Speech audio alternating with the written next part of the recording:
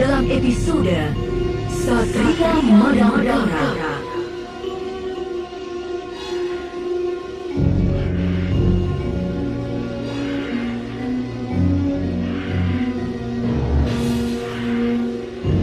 Suatu hari, di atas langit yang jernih, seorang yang begitu tampan dan gagah menaiki seekor burung Raja Wali raksasa. Dia adalah Sang Prabu Brahma Kumbara, Raja Agung Madangkara. Sementara itu, di kerajaan Majapahit, Sang Prabu Wikramawardhana dan beberapa bawahannya, yaitu Patih Gajah Lembana, Narapati Raden Gajah, dan lainnya, terlibat pembicaraan yang sangat penting. Jelas, Wirabumi mau melepaskan diri dari kekuasaan Majapahit. Rupanya ia ingin mewujudkan cita-cita Sang Apanji Wanihyun yang belum terlaksana sampai beliau wafat. Ampun Gusti Prabu. Kalau Kaisar Yungluo tidak mau memberikan pengakuan pada Wirabumi, tidak mungkin Pamotan berani melakukan tindakan gegabah itu. Hal yang sama pernah dilakukan oleh Kaisar Hunggu yang merestui kebebasan negeri Swarnabumi dari kekuasaan Majapahit. Alasan lain adalah karena Wirabumi putra Ramanda Hayam Wuruk. Ia merasa paling berhak daripada aku yang hanya seorang menantu. Meskipun seharusnya ia memahami bahwa istriku putri permaisuri, sedangkan ia terlahir dari seorang selir. Bagaimanapun juga, dia telah merongrong kewibawahan Majapahit. Apalagi akan kalian laporkan?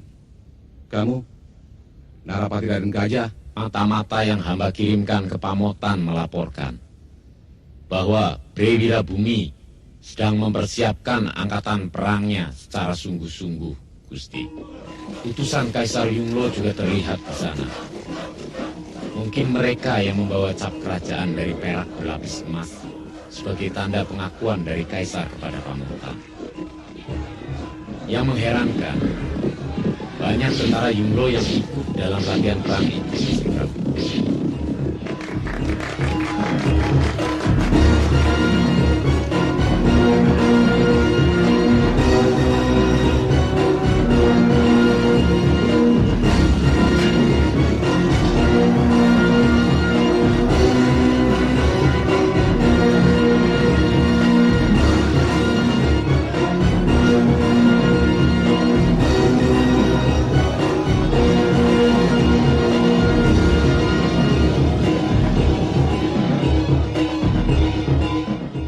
Sudah dekat.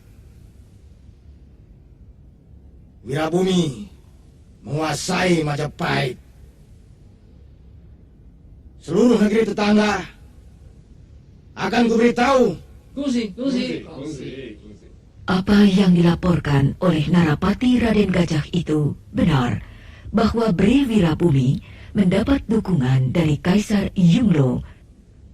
Sementara itu, di desa lain, tampak seorang pandai besi yang sudah tua bersama dengan para pembantunya sedang mengamati sebentuk tombak yang masih membara.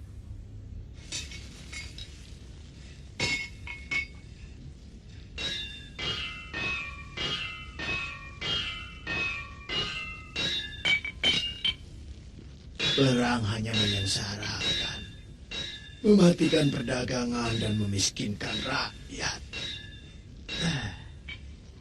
Baik yang menang maupun yang kalah. Kalau Romo ndak bikin senjata, orang kan males perang, Mo. Mau perang pakai apa, wong senjatanya ndak ada kok. Dekal.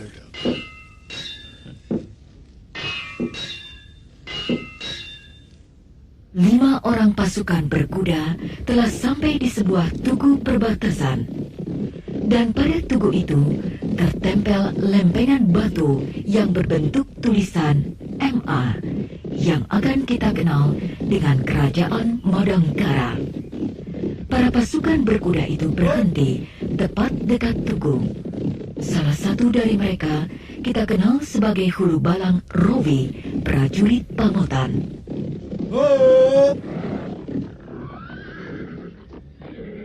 Kita sudah sampai di perbatasan Madangkara. Belum lagi para prajurit Pamotan itu beranjak, terdengar suara derap kaki kuda dari arah lain mendekat. Ternyata mereka adalah 3 orang utusan dari Majapahit. Orang-orang Pamotan. Mereka pasti utusan dari Wirabumi untuk mencari dukungan dari kerajaan-kerajaan di daerah Kulon. Melihat 5 orang prajurit Pamotan juga datang ke Madangkara untuk menemui Prabu Brahma Kumbara. Maka Hulu Balang Ludaka menjadi geram. Mau apa kalian? Menghentikan tugas kalian. Serahkan surat itu padaku. Kalian tidak berhak untuk menghalangi tugas kami. Minggir. Perkelahian pun terjadi. Mereka saling lompat dari atas kudanya. Dan dari cara mereka berdiri, jelas bahwa utusan ini adalah orang-orang pilihan dari negerinya. Di tengah perkelahian yang seru, muncul sepasukan tentara Madangkara yang dipimpin oleh Senopati Ringkin. Orang-orang Majapahit dan Pamotan menghentikan perkelahian mereka, dan mereka semua mengikuti perintah Senopati Ringkin untuk dihadapkan kepada Sang Prabu Brahma Kumbara.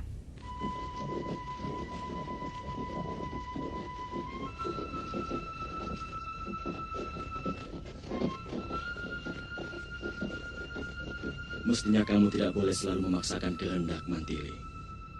Sekarang kamu adalah seorang istri, bukan lagi Dewi Mantili si pedang setan yang selalu bertindak seenaknya.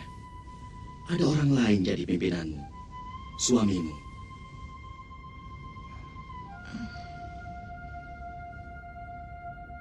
Sebenarnya, saya juga ingin pergi ke Jamparing, Kakang Prabu. Sudah 3 bulan kita belum ke sana. Mungkin Anda Bentar juga sudah rindu sama Kakang Prabu.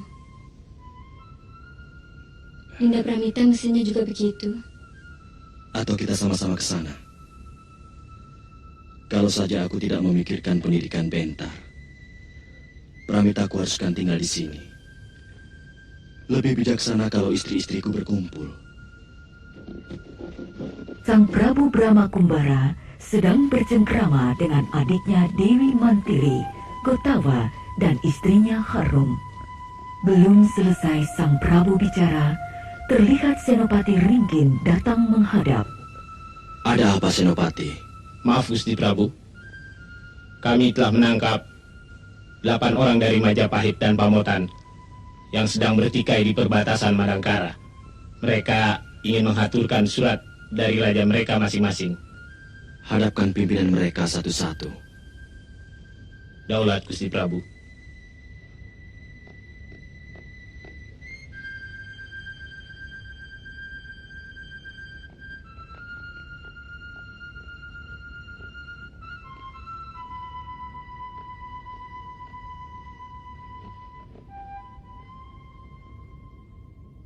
Senopati Ringkin keluar memanggil satu persatu utusan-utusan itu untuk menghadap kepada Sang Prabu Brahma Kumbara.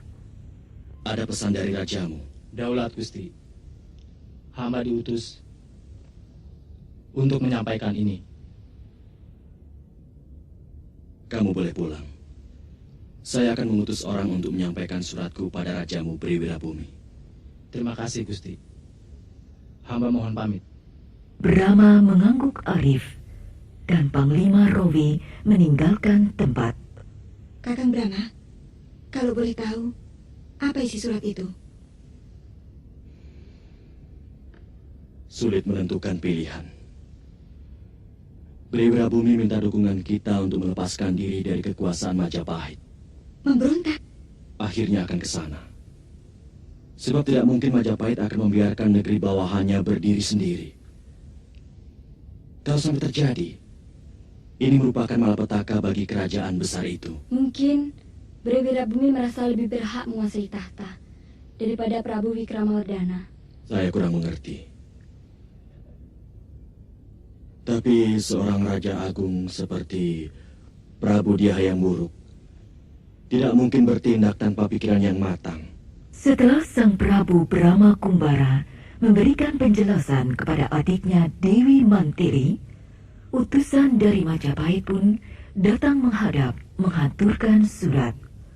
Hamba Hulubalang Ludaka mengaturkan surat dari Baginda Prabu Wikramawardhana yang agung. Selain ke Madangkara, kemana lagi kamu akan pergi? Menghubungi semua kerajaan sahabat Majapahit. Hamba akan ke Pajajaran, Sumedang Larang, Tanjung Singguru, dan Ajong Kidul. Ke negeri-negeri itu, utusan Pamotan pun akan datang. Kamu boleh meneruskan perjalanan. Aku akan mengirim utusan khusus ke Majapahit. Setelah para utusan itu pergi, Raja Agung Brahma Kumbara mengutus Tumenggung Adiguna menyampaikan surat balasan untuk Bre Wirabumi dan Baginda Wikramawardhana. Percayalah, Lasmini. Kalau tidak ada tugas, aku pasti nginap di sini. Kakang Tumenggung takut ketahuan istri. Keadaan semakin gawat. Semua prajurit disiagakan di setiap perbatasan Pamotan dan Majapahit. Saya takut Kakang Bayan punya perempuan lain. Saya tahu gadis-gadis Pamotan jauh lebih cantik dari gadis Pajajaran seperti saya. Lasmini, selain istriku yang sah, cuma ada kamu. Kakang, Besok Kakang kemari lagi. menginap.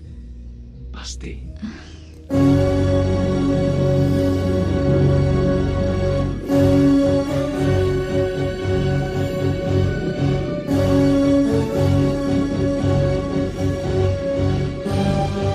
Tumenggung Bayan pergi meninggalkan kekasihnya untuk menjalankan tugas. Dan Lasmini pun tersenyum bangga. Malam pun berganti siang. Dan di saat itu, 10 orang berkuda dengan kecepatan tinggi yang dipimpin oleh Tumenggung Adiguna menuju Pamotan. Gusti Tumenggung, Gusti Tumenggung, ada 10 orang naik kuda sedang menuju kemari. Orang mana? Kurang jelas, Den. Tapi yang pasti, mereka bukan orang Majapahit. Rombongan Tumenggung Adiguna memasuki daerah perbatasan dengan tubuh yang berkeringat dan berdebu. Kami utusan dari Madangkara mau ke Pamotan. Membawa surat dari Baginda Prabu Brahma Kumbara untuk rajamu Bre Wirabumi. Turun! Siapapun yang masuk wilayah Kedaton Timur harus digeledah. Kamu pemimpinnya? Mana surat itu? Surat ini untuk rajamu. Kamu tidak berhak untuk memeriksa. Jangan macam-macam. Aku Tumenggung Bayan. Surat itu nanti aku yang akan mengantar. Sebab sementara kalian diperiksa dulu. Siapa tahu kalian mata-mata Majapahit atau sekutu Majapahit. Tumenggung Adiguna pantang dihina. Rajaku menyuruh aku menyerahkan surat ini dengan tanganku sendiri. Paksa. Perkelahian yang tidak seimbang itu pun terjadi dengan seru. Sampai akhirnya Tumenggung Bayan dan Tumenggung Adiguna saling berhadapan. Tumenggung Bayan mulai mengeluarkan ajian cadas mengampar, ajian yang sangat fatal bila sampai mengenai sasarannya. Tumenggung Adiguna pun mulai berhati-hati. Orang-orang Madangkara dibabat habis, tinggal 2 orang yang masih bertahan. Kini, Tumenggung Bayan menyerang lagi Tumenggung Adiguna. Dan Tumenggung Adiguna melompat seperti tupai.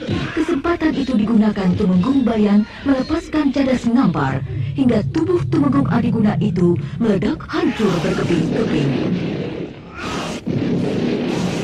Melihat itu, anak buah Tumenggung Adiguna yang sudah terluka parah segera menyambar tas kulit yang berisi surat dan dengan gesit melompat ke atas kudanya yang kemudian dipacu dengan cepat.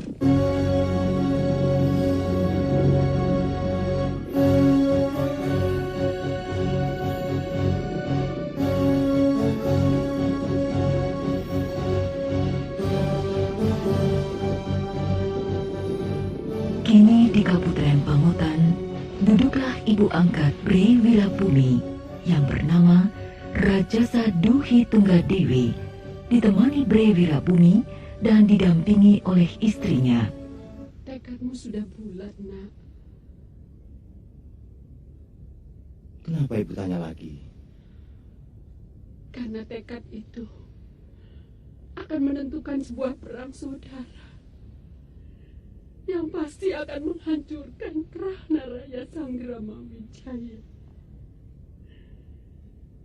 Dendam akan selalu mengalir pada detak-detak jantung para keturunan yang gugur. Terpaksa hamba lakukan, Kanjeng Ibu. Sebab ini masalah hak. Hak yang diberikan secara keliru oleh ayahanda Gusti Prabu Hayam Wuruk kepada Wikramawardhana. Ini masalah hawa nafsu. Kamu terpengaruh cita-cita kakekmu, Sriwijaya Rajasa, sang Apanji Waninghiyun, yang ingin melepaskan diri dari bayangan kekuasaan menantunya sendiri, ayahmu. Itu sebabnya sang Apanji mengangkat kamu menjadi anakku untuk meneruskan keinginannya melepaskan diri dari Mojopahit. Kemarin aku mimpi buruk sekali. Tentang apa? Singgasana Pamotan berlumur darah. Ibu, mimpi itu bukan untuk saya.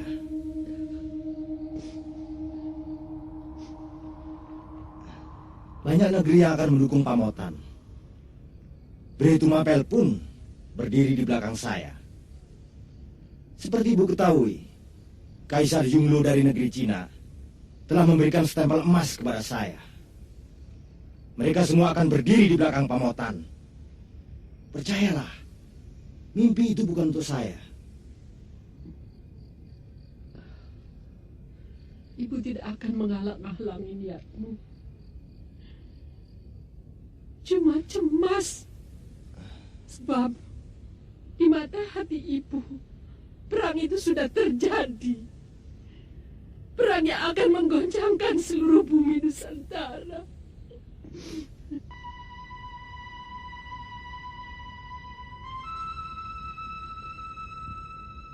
Brahma Kumbara, Mantili dan Gotawa sedang duduk berangin-angin di padepokan Jamparing.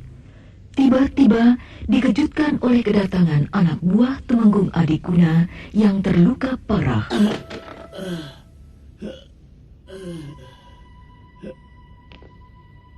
Siapa yang melakukan? Tumenggung Bayan, orang Pamotan.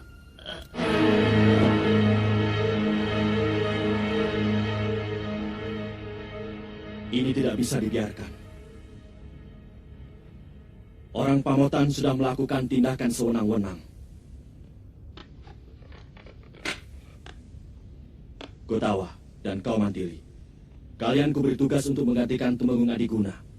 Berikan surat ini pada Prabu Wikramawardhana dan Bre Wirabumi. Baik, Anda Prabu.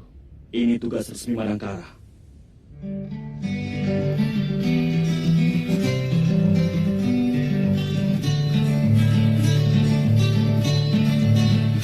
Kalau Anda demam dan sakit kepala, hidung tersumbat, prokol obatnya. Kalau Anda pilek dan bersin-bersin, tenggorokan gatal, prokol obatnya. Prokol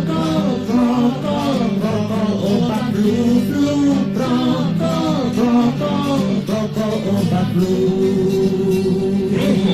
Obat flu andalan kini dijual bebas.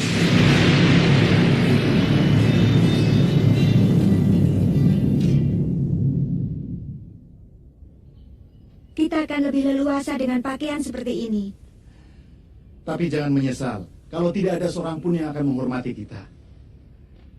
Orang-orang itu sebenarnya cuma hormat pada pakaian kita, bukan kita. Mereka takut pada pangkat kita, bukan pada Mantili atau Gutawa. Masih jauh Majapahit dari sini?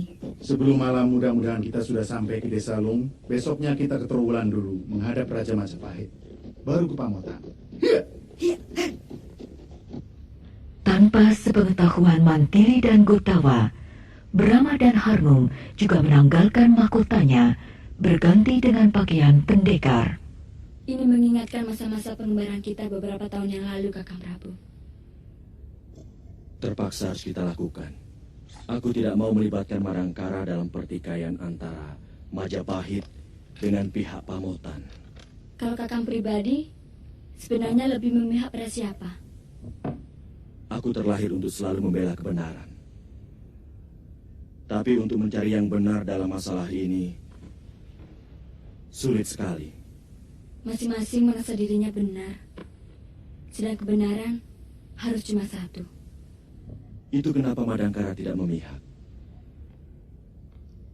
Bukannya kita tidak mempunyai pendirian. Dalam sebuah pertikaian, lebih baik kita menjadi juru damai. Itu perbuatan yang paling mulia, aku kira. Brahma Kumbara alias Satria Madangkara keluar halaman bersiul memanggil burung Raja Wali. Raja Wali pun turun, maka Brahma dan Harnum segera naik ke atas punggung Raja Wali dan terbang.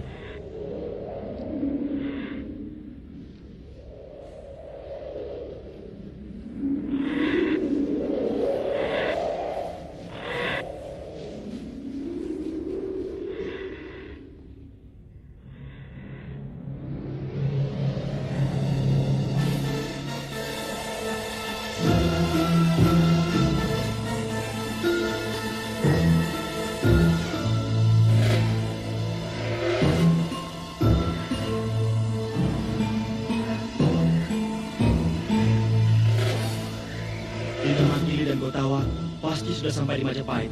Mudah-mudahan mereka tidak mendapat kesulitan. Iya.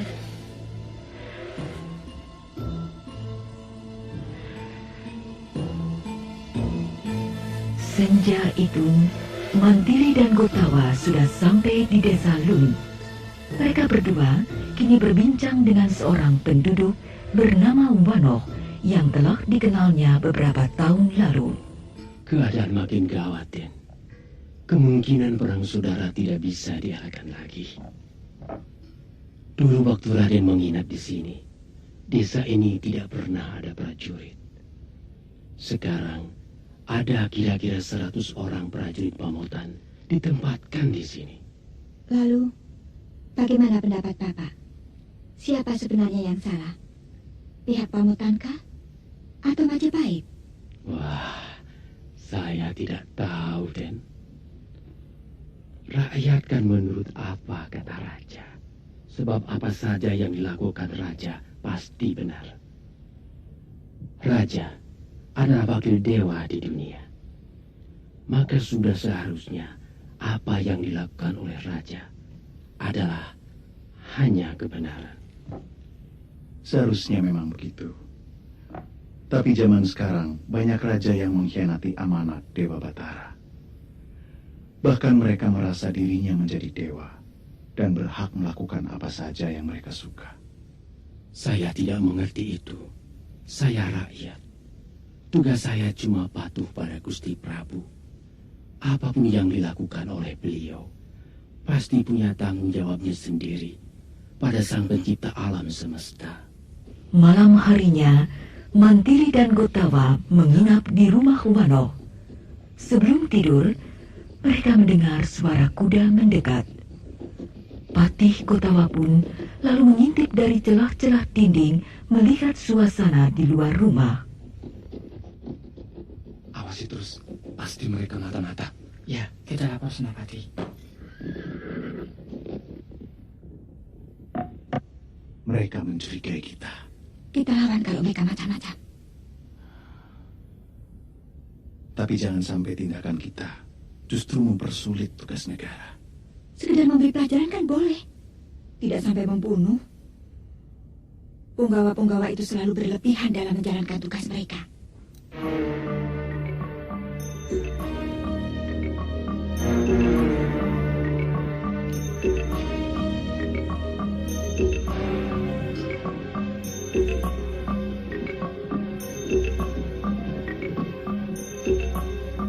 Pagi harinya, dengan menunggang kuda, Mantili dan Gotawa melanjutkan perjalanan mereka. Sesampainya di batas desa, salah seorang hulu balang menghentikan mereka. Berhenti! Kalian mau kemana? Majapahit. Turun!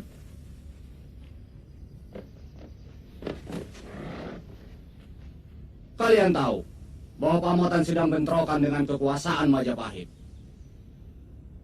Artinya, siapa yang sudah memasuki daerah ini dilarang meneruskan ke Majapahit. Kenapa? Kami tidak punya urusan dengan negara kalian. Kami hanya pengembara dari Kulon yang ingin melihat kemajuan negara lain. Kalian jangan mengira saya bodoh.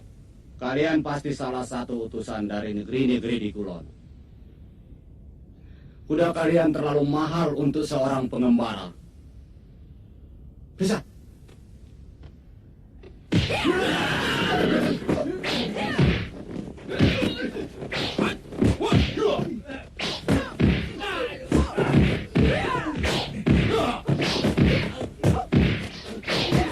Perkelahian terpaksa terjadi.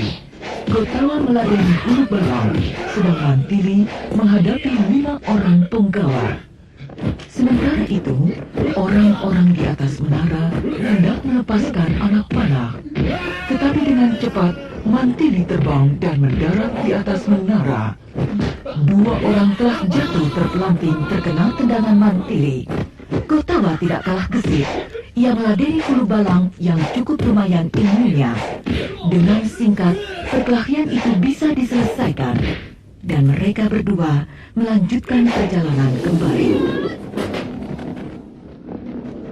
Sesampainya di hadapan Prabu Wikramawardhana, Gotawa segera menyampaikan maksud kedatangannya. Hamba Patih Gotawa, utusan dari Madangkara, menghaturkan surat untuk Yang Mulia Baginda Prabu. Maaf, kami datang dalam pakaian penyamaran.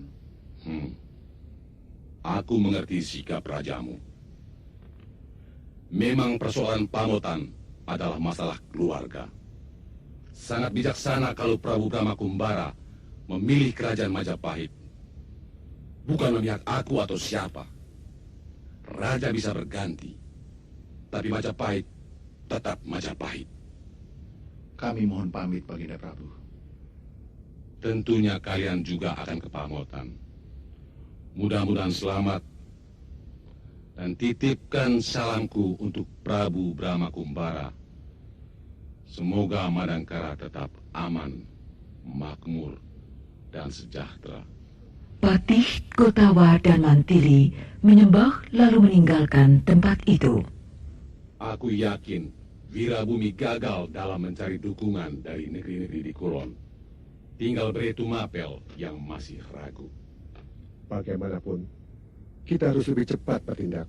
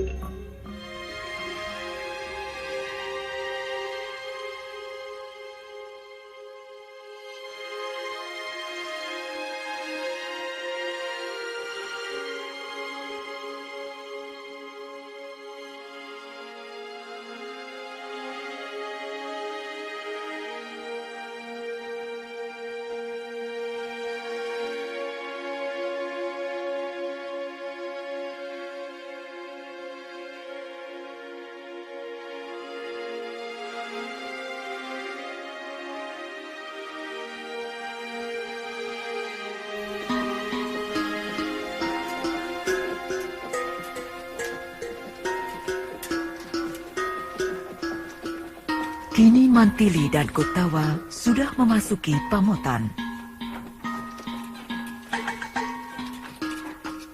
Kelihatannya suasana sudah sama-sama panas. Aku tidak sangka, ternyata Pamotan cukup besar juga kotanya.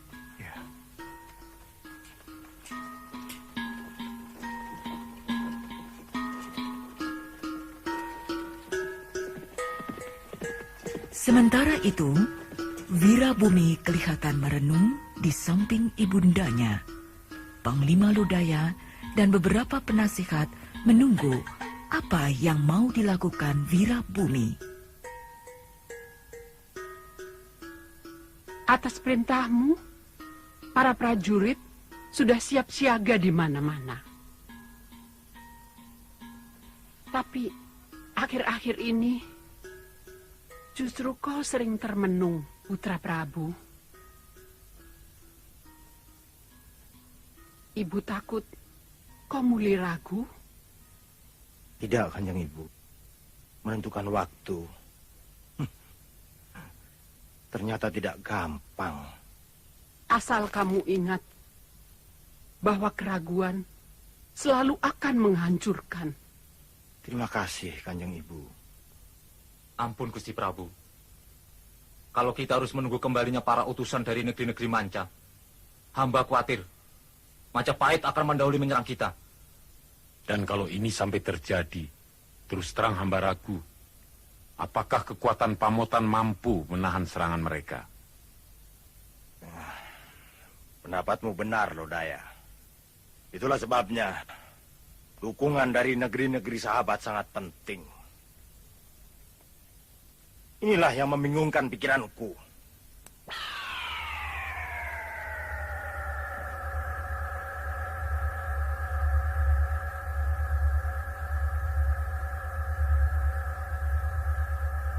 Kamu tidak mendengar petunjuk suara apapun, Lodaya? Tidak, Gusti Prabu.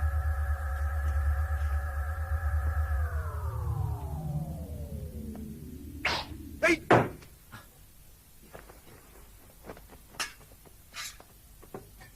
Periksa di luar! Pembicaraan Wirabumi terhenti sejenak dan tiba-tiba sebilah keris kecil melayang menancap pada tiang. Bre Wirabumi mengambil keris dan sebuah surat. Wirabumi begitu marah setelah membaca surat itu. Lodaya, urus bawahanmu, Tumenggung Bayan. Baik, Gusti Prabu. Mantili dan Gotawa sedang berjalan di sebuah belokan, tetapi dikejutkan dengan suara orang. Mantili dengan cepat mencabut pedang dan menyerang ke arah suara tersebut. Tetapi Mantili salah duga. Orang itu ternyata Brahma dan Harnum. Mau kemana? Hei, kalian orang-orang Madangkara.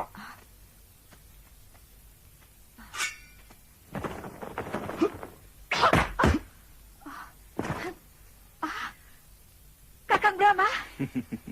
Kenapa Kakang Brahma sudah sampai di sini?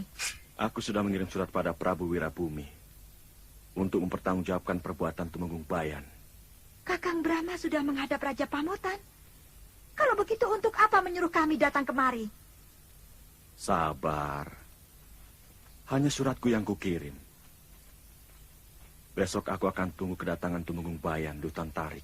Sementara itu, di padepokan Bukit Kalam, Lasmini dan Tumenggung Bayan sedang bermesraan. Kalau Pamotan berhasil menghancurkan Majapahit, pangkatku pasti dinaikkan. Dan kau akan kubuatkan puri yang indah di sini. Di ibu kota, Kakang Tumenggung. Kakang pikir saya betah tinggal di tempat sepi seperti ini? Saya minta Kakang mendirikan padepokan silat ini hanya untuk membunuh waktu, karena Kakang jarang mengunjungi saya.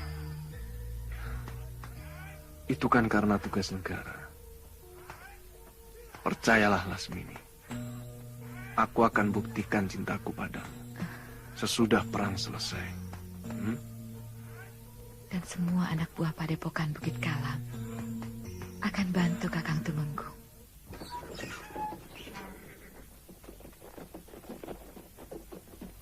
Kanjeng Tumenggung, Paduka Panglima Lodaya datang. Buru-buru, Tumenggung Bayan bangkit dan berlari mendatangi Panglima Lodaya. Ampun Tuan Panglima, apa ada tugas untuk saya? Kamu sudah melakukan kesalahan besar. Maaf, hamba tidak mengerti maksud Tuan Panglima. Kamu sudah membunuh utusan dari Madangkara. Ini bisa menyebabkan ketersinggungan rajanya. Dan usaha untuk mencari dukungan dari negara lain akan gagal. Kamu harus bertanggung jawab. Sekarang kamu ditantang oleh utusan pribadi Raja Madangkara untuk adu kesaktian. Ini tuntutan Prabu Brahma Kumbara atas perbuatanmu. Hamba sanggup Tuan Panglima. Harus. Kamu adalah Tumenggung Pamotan. Panglima Lodaya meninggalkan Tumenggung Bayan yang masih termangu. Sementara itu, di Pamotan, Bre Wirabumi sedang membaca surat dari Brahma yang dibawa oleh Mantili dan Gotawa. Tidak punya pendirian. Katakan pada rajamu, aku butuh ketegasan. Menjadi sekutu Pamotan atau menjadi musuh. Aku tidak suka jawaban ngambang seperti ini. Katakan sabdaku pada rajamu. Baik, Baginda. Sekarang juga kami mohon pamit. Aku yakin Sumedang Larang, Tanjung Sengguruh, dan Pajajaran akan mendukung Pamotan.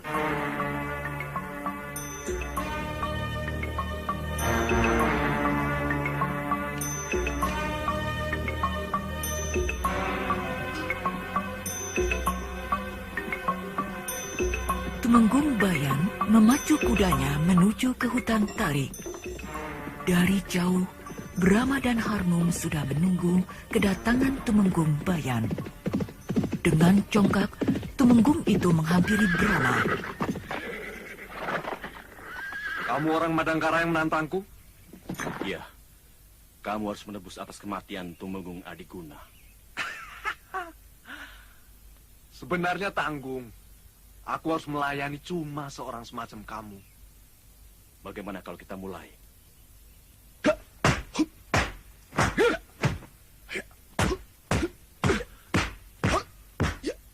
Brahma dan Tumenggung Bayan mulai mengadu kesaktian. Namun Brahma bukan orang kemarin sore. Dengan tenang dan cekatan, dia menangkis semua serangan sang Tumenggung. Dan ini membuat Tumenggung semakin bernafsu menyerang. Tiba-tiba, Tumenggung Bayan mengambil kerisnya. Kali ini, Brahma tidak memberi kesempatan pada Tumenggung. 3-4 kali tendangan Brahma mendarat di tubuh Tumenggung, dan keris itu terjatuh.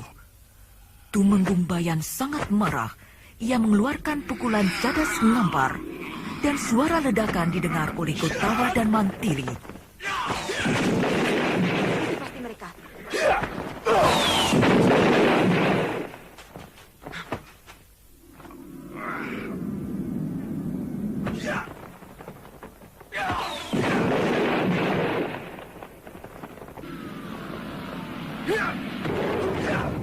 Lawan Kakang Brahma cukup tangguh.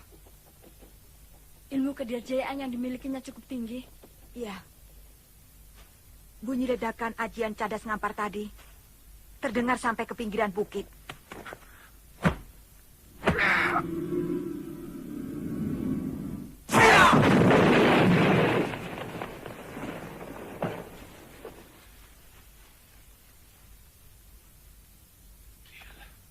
Tumenggung Bayan ngos-ngosan karena menggunakan ajian cadas ngampar.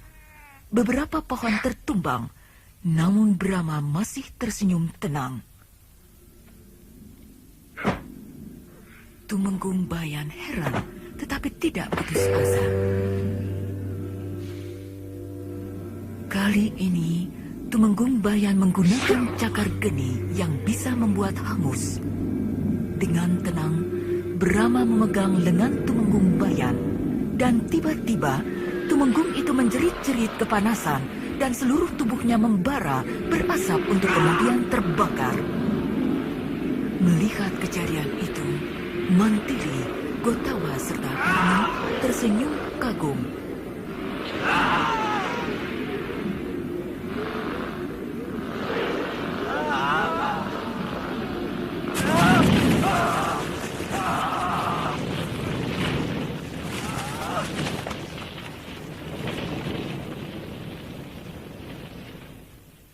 Lasmini yang mendengar kejadian itu menjadi marah dan bersumpah membalas kematian tunangannya itu.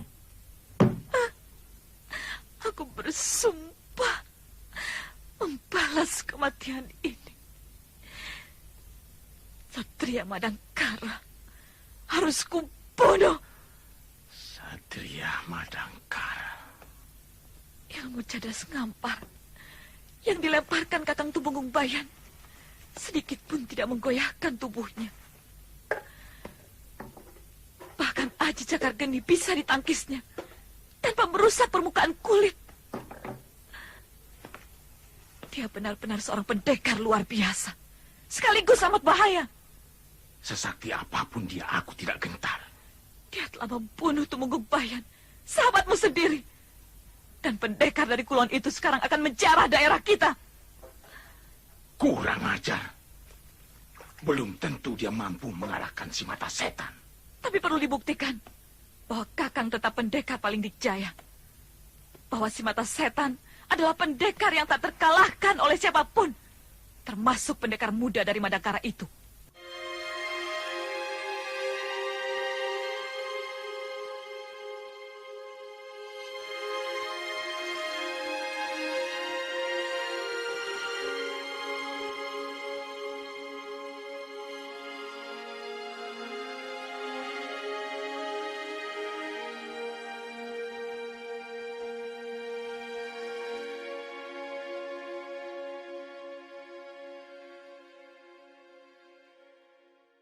Anda yang menantangku. Maaf, aku terpaksa membunuh suamimu. Tunanganku. Iya, maaf. Karena dia telah membunuh utusan Madangkara. Dan sekarang kamu pun harus mati.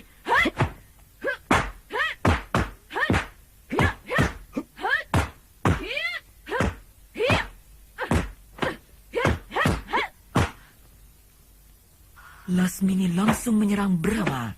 Bagi Brahma, kepandaian silat Lasmini belum seberapa. Dan diam-diam, Lasmini mengagumi Brahma.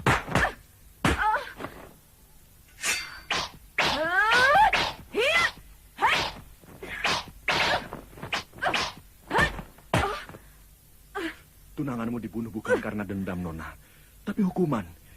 Dia sudah membunuh seorang utusan dari negaraku. Setan! Pokoknya kau harus mampus. Melihat pertarungan yang tidak wajar itu, Mantili menjadi kesal. Memuakkan. Perempuan apa itu?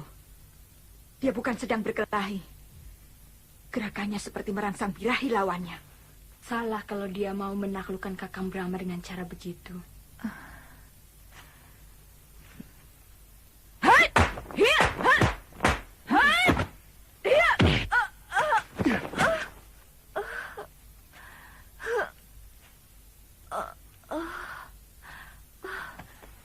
Kau tidak apa-apa? Aku tidak apa-apa. Tapi hatiku justru berdebar. Luka dalam? Tidak.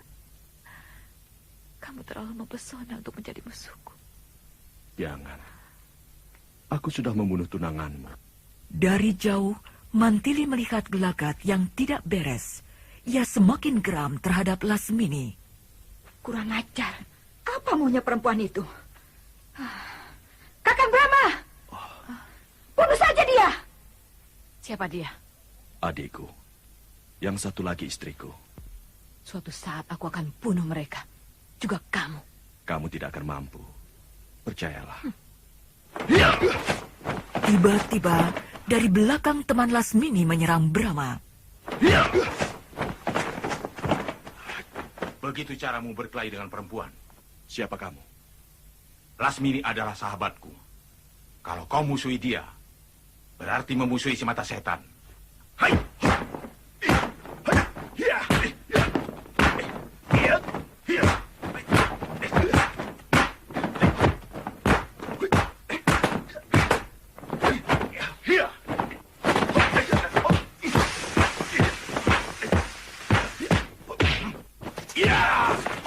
Biar aku yang menghajar perempuan pinal itu. Pertarungan antara Brahma dan mata setan pun terjadi dengan seru. Mantili yang sudah sejak tadi menahan amarah kini menyerang Lasmini, dan perkelahian pun semakin hebat. Lasmini nyaris dibunuh oleh Mantili, namun ia segera melarikan diri. Dan Mantili kembali melihat pertarungan antara Brahma dengan mata setan.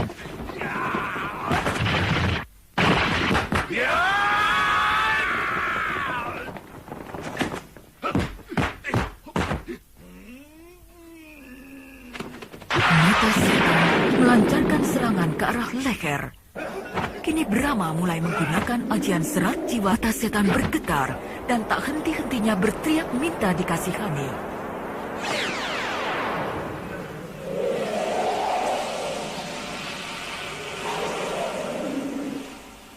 Ajian serat jiwa. Tapi bukankah akhir Kakang Brahma tidak mau membunuh musuhnya kalau tidak sangat berbahaya?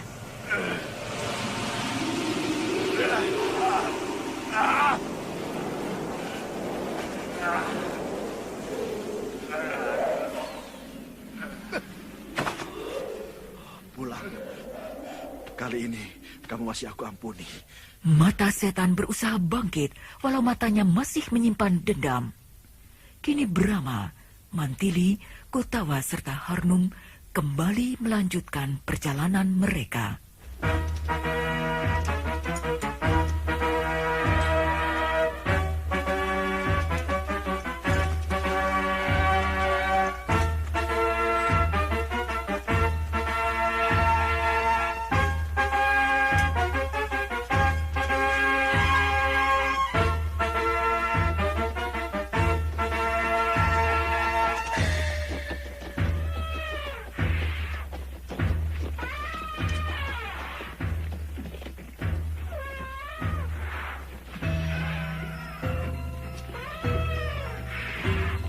Majapahit benar-benar perkasa.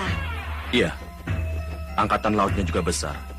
Suatu saat kalian akan kuajak ke Tuban.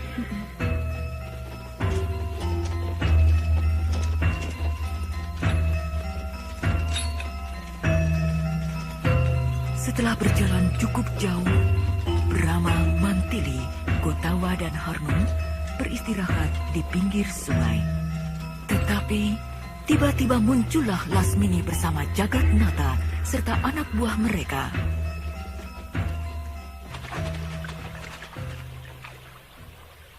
Siapa lagi yang kau bawa, Lasmini? Aku akan menuntut balas kematian muridku Tumenggung Bayan. Hei!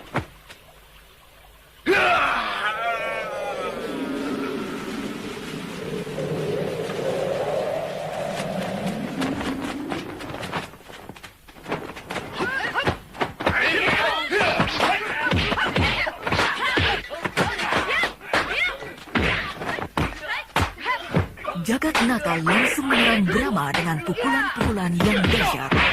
Harnum dan Gotawa meladeni anak buah Jagatnata, sedang Mantili sendiri langsung menghadapi Lasmini. Brahma agak kewalahan menghadapi Jagatnata.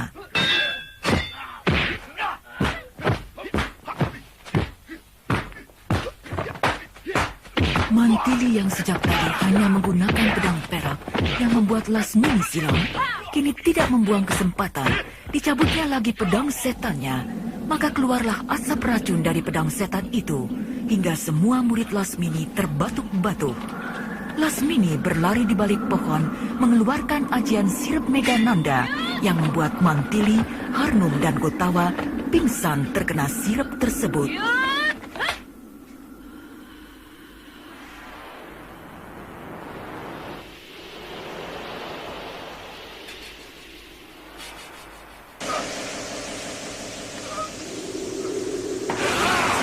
Mencengkram tubuh Jagatnata dan tubuh itu menjadi pucat pasi. Brahma Kumbara berteriak sambil mengeluarkan ajian serat jiwa tingkat akhir hingga tubuh Jagatnata hancur menjadi tepung.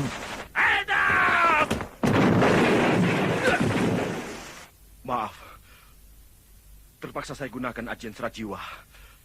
Bapak hampir membunuh saya. Brahma teringat pada istri dan adiknya. Ia kembali ke tempat semula berkelahi, tetapi istri dan adiknya tidak ada. Ketika Raja Madangkara mau meninggalkan tempat, ia melihat salah seorang murid Lasmini yang masih hidup. Kemana orang-orang itu? Guru Lasmini membawa lari teman-teman Tuan. Kemana? Ke Bukit Kalam. Di tempat lain, di sebuah padang luas, tampak beribu-ribu pasukan tentara Pamotan berderet megah. Panglima Lodaya memeriksa barisan itu dengan perasaan bangga. Dan dari kejauhan, tampak kurang lebih 1.000 tentara Majapahit, dan ini membuat Panglima Lodaya heran. Hancurlah Majapahit! Hancurlah Majapahit! Hancurlah Majapahit! Kekuatan Majapahit memang sudah hancur. Angkatan perangnya sudah rapuh, sepeninggal Gajah Mada. Jangan gegabah. Saya takut ini siasat Gajah Lembana. Tidak mungkin, Gusti. Seharusnya mereka melakukan gertakan dengan mengerahkan sehebat mungkin kekuatan tentara mereka. Narapati Raden Gajah bersembunyi di balik batu, dan di belakang mereka beberapa prajurit yang siap melakukan perintah. Kalau laporan mata-mata kita benar, bahwa mereka memakai siasat perang Gajah Mada, maka apa yang kita rencanakan pasti akan berhasil. Ya, mudah-mudahan mereka terpancing untuk menyerbu umpan kita. Dan kalau Bretu Mapel benar terjadi membantu kita, perang ini pasti akan cepat berakhir.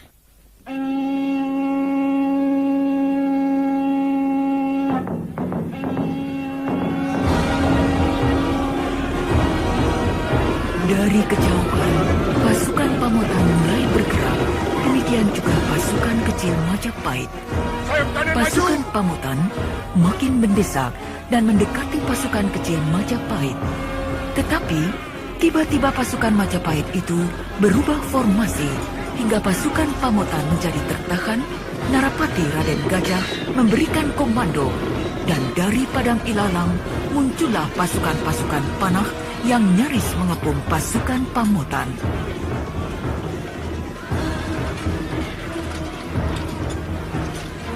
Sementara itu, Brahma masih terus mencari adik dan istrinya. Sesampainya di sebuah rumah, Brahma langsung mendobrak pintu. Di mana persembunyian Lasmini? Cepat, katakan. Ia membawa lari adikku dan istriku. Saya tidak tahu. Mungkin di Padepokan Bukit Kalam. Di mana itu? Di kaki Bukit Putri Tidur. Tanpa disadari oleh Brahma, salah seorang murid Tumenggung Bayan mengintip Brahma dan melaporkan pada Lasmini. Lasmini! Lasmini! Lasmini, orang Madangkara itu terus mencari kamu. Dia ada di rumah mata setan. Lebih baik kalian lari. Satria Madangkara itu bukan tandingan kita. Baik. Mendengar itu, Lasmini serta anak buahnya segera pergi meninggalkan rumah. Sementara itu, pasukan tentara Pamotan makin kocar-kacir dan banyak korban berjatuhan. Mendengar itu, Bre Wirabumi sangat sedih. Ibu Raja Sadu Hitunggadewi ikut merasakannya. Tidak sangka, Bretu Mapel mengingkari janji. Pasukannya justru membantu Majapahit. Kau melupakan bahwa Bretu Mapel adalah menantu Wikramawardhana. Tapi dia juga keponakan saya. Dia seorang raja yang seharusnya menepati setiap janji. Tidak usah kecewa. Kau telah melakukan apa yang kau yakini. Yang paling baik, anakku. Selebihnya adalah pemenang para dewa.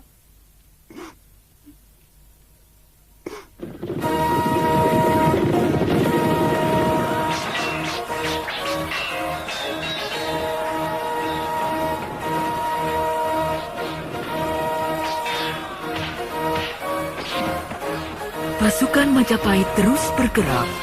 Pengungsian penduduk pun terjadi. Sementara itu, Mantili, Gotawa, dan Harnum yang telah disekap oleh Lasmini berhasil membuka tali yang membelit tubuhnya.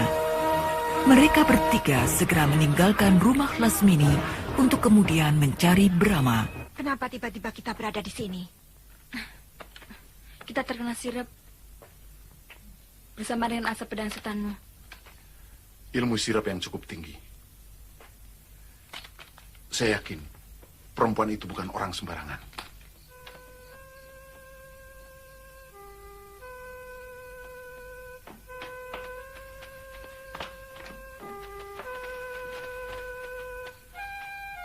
Jebakan apa lagi ini? Tidak ada seorang pun yang menjaga kita. Kita harus mencari Kakang Brahma. Mudah-mudahan Sang Prabu bisa mengalahkan musuhnya. Kita ke Majapahit. Saya yakin Sang Prabu ke sana. Karena di Pamotan selalu dicurigai. Ayo.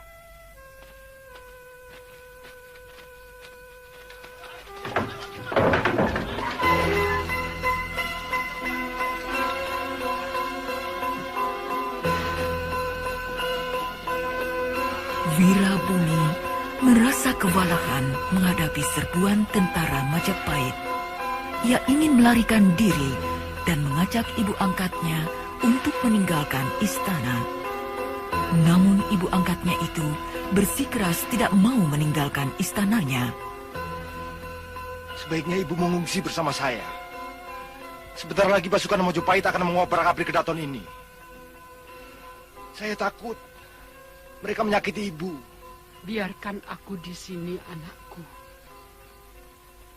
Aku ingin menyaksikan bagaimana kehancuran sebuah perang.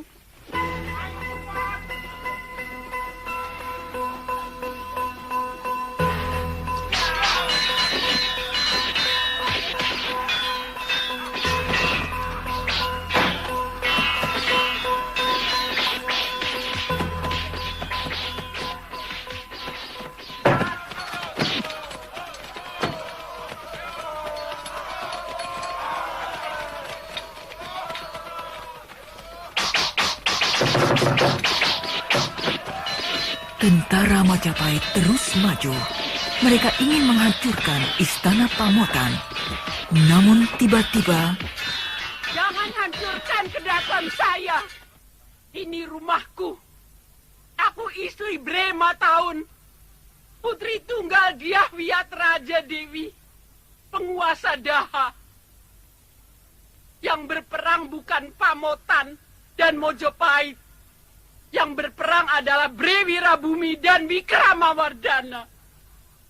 Bubar semua!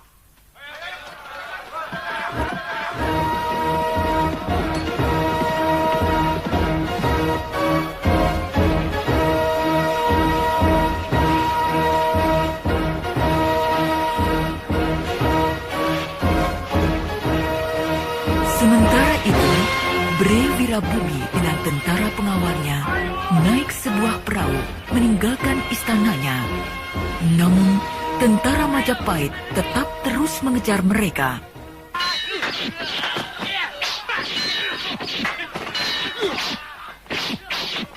Perkelahian terjadi. Bre Wirabumi mengeluarkan kerisnya, tetapi Narapati Raden Gajah lebih menguasai ilmu bertempur daripada Raja Pamotan itu. Dengan cepat, Raden Gajah berhasil memenggalkan kepala Wirabumi. Kepala Bre Wirabumi kini dihadapkan kepada Sang Prabu Wikramawardhana. Melihat itu, Sang Prabu tertunduk haru. Kuburkan di desa Lung dan dirikan di atasnya sebuah candi. Sebagai peringatan pada anak cucu kita. Betapa menyakitkannya sebuah perang.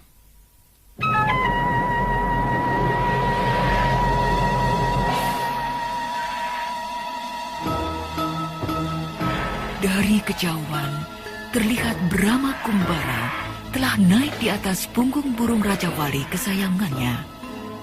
Kita cari Mantili Gotawa dan istriku Harnum. Yuk. Dengan gagahnya, Brahma Kumbara dan burung Raja Wali itu terbang mengarungi angkasa. Nah, para pendengar yang budiman, sampai di sini dulu kisah Saur Sepuh dalam episode Satria Madangkara. Sampai jumpa pada episode yang lain.